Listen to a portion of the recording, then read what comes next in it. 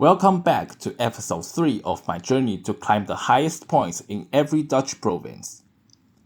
In the previous video, we ended up with sand along the west coast.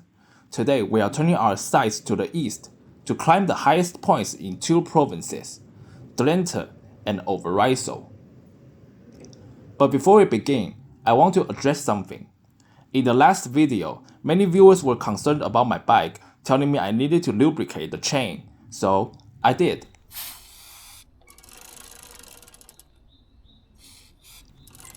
Additionally, many people reminded me that it is best to lock my bike to a fixed object, otherwise it could easily get stolen.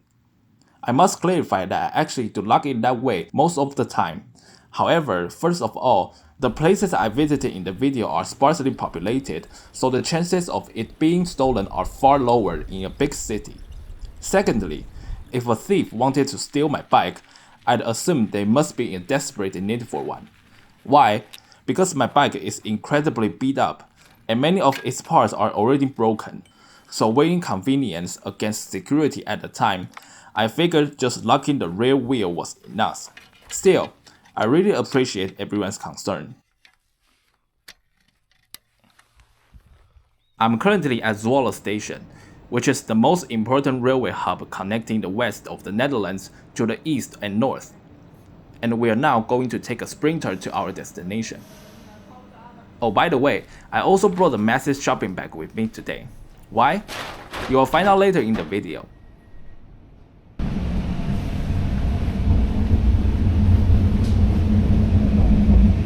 I'm currently running along start sign C. Since I have already covered this route in my previous video, I won't be introducing it again today.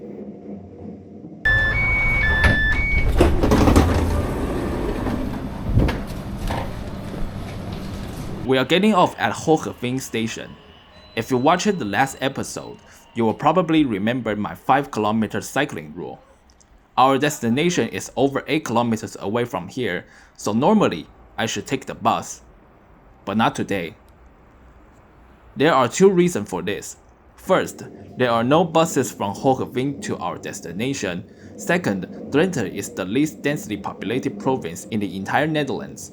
Although I could take the bus from the north heading south, they only run once an hour.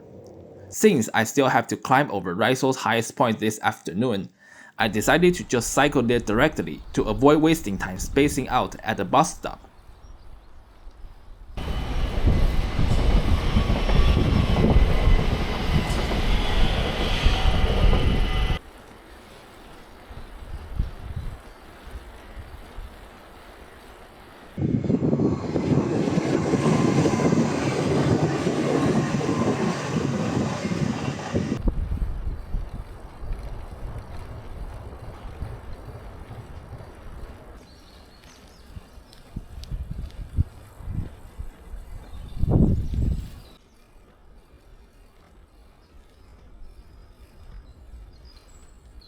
After riding for a bit, we can spot a highly unnatural, abrupt bulge on the horizon. That is our target for today, the VAM-berg. VAM stands for Val voor Maatschappij. It is literally a mountain of trash. Starting in 1929, the Dutch government decided to transport waste here to solve the garbage problem in the big western cities. The transportation used for this at the time was the dedicated VAM rubbish trains. To this day, garbage continues to be piled onto this mountain.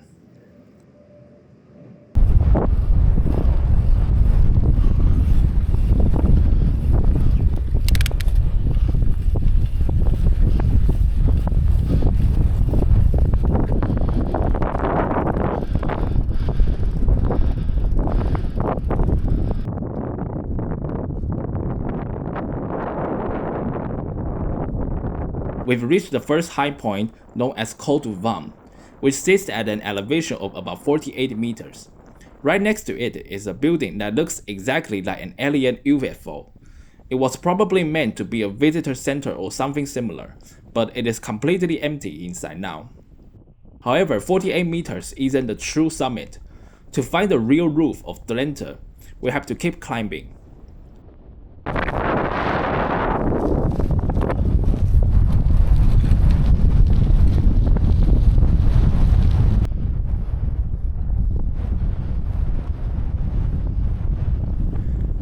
I'm currently at an elevation of 63 meters, and this is the highest point in the province of Drenthe.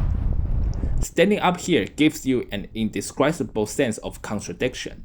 Looking down from this side, you get a beautiful view, but if you look over to the other side of the mountain, it is a closed-off, active operational area that is still hoarding trash to this day.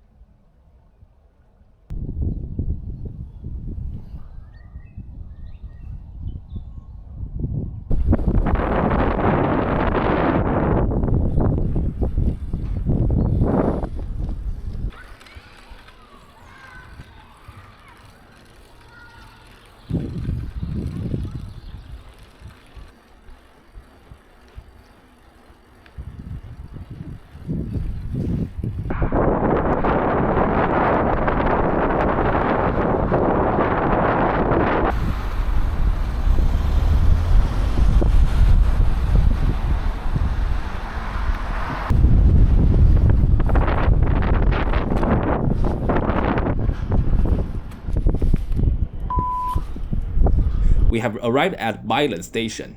Now, I'm hopping on a southbound train, ready to head to today's second objective.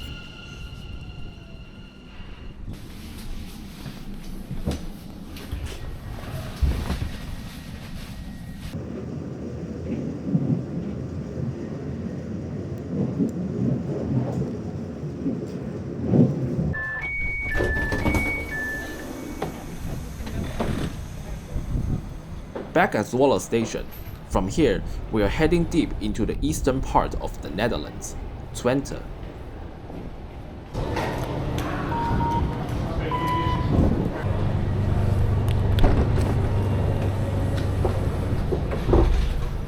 I'm currently taking a regional train operated by Keolis towards Hengelo.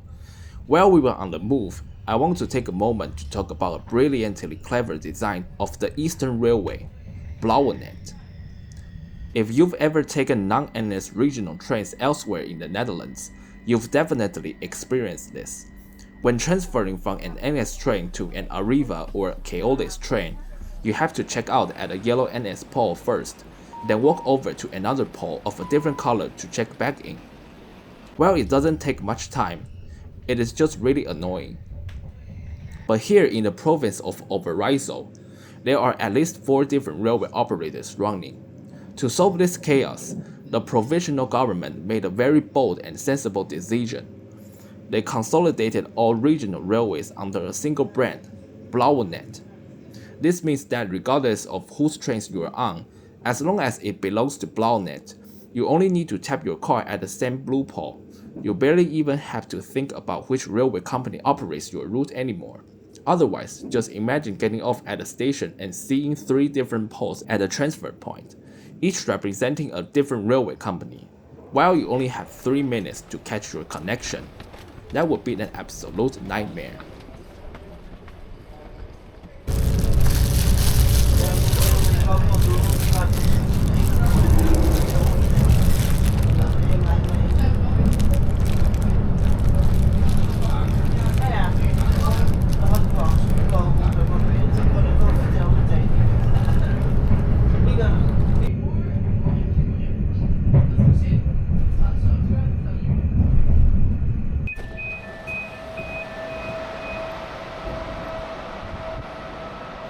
We are getting off at Hengelo Station. From here, we are transferring to our final destination for today. This is the train we will be taking next. It is operated by Overijssel.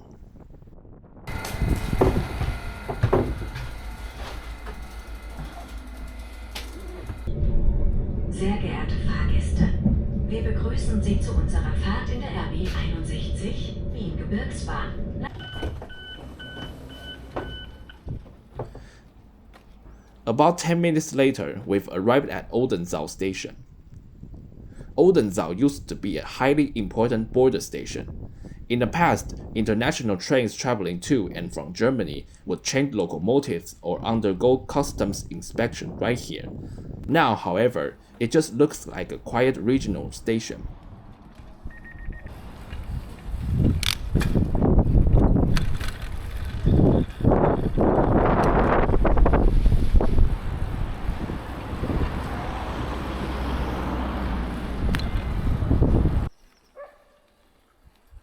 We've now entered the Drenthe area. You might notice that the terrain here is no longer flat. It starts rolling and getting hilly.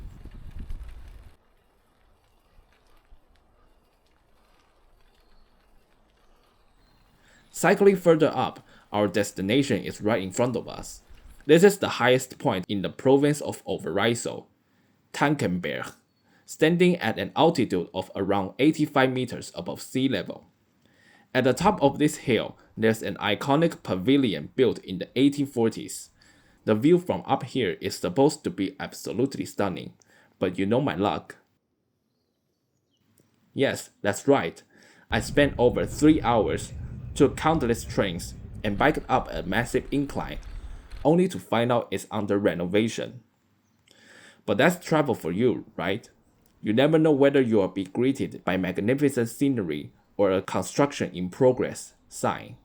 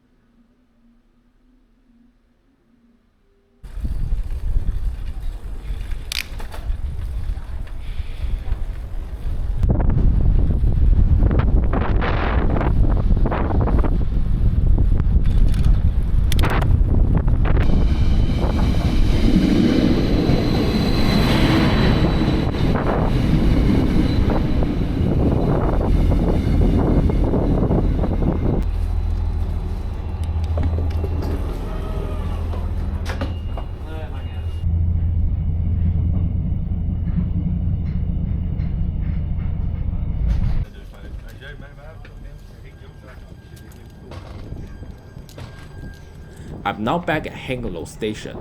Once again, the video should end here, but how could I possibly allow myself to travel all the way to the far east of the Netherlands, only to return empty-handed after looking at nothing but a construction site? So, I'm heading east to Enschede.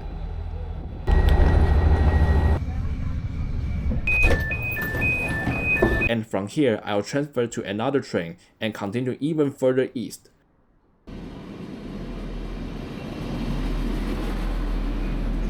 What's special about this train is that it is operated by Deutsche Bahn.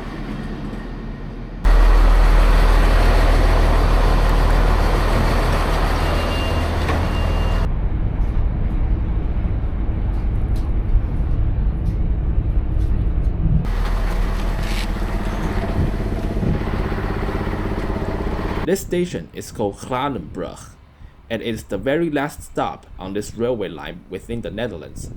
I'm getting off here and about to complete my final mission for today.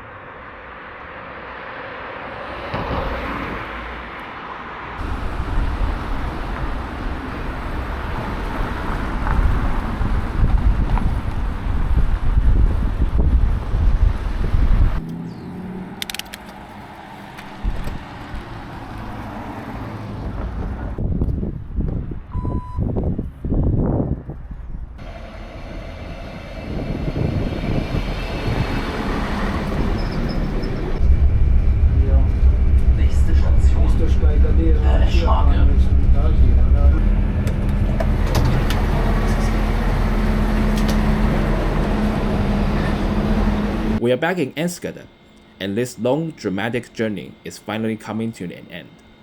Today, we witnessed the arrogance of humanity piling trash into a literal mountain, as well as nature's legacy from the Ice Age, even if it just looks like a construction site. In the next episode, we'll be heading near the center of the Netherlands, ready to break the 100-meter elevation mark. Stay tuned, and I will see you in the next episode.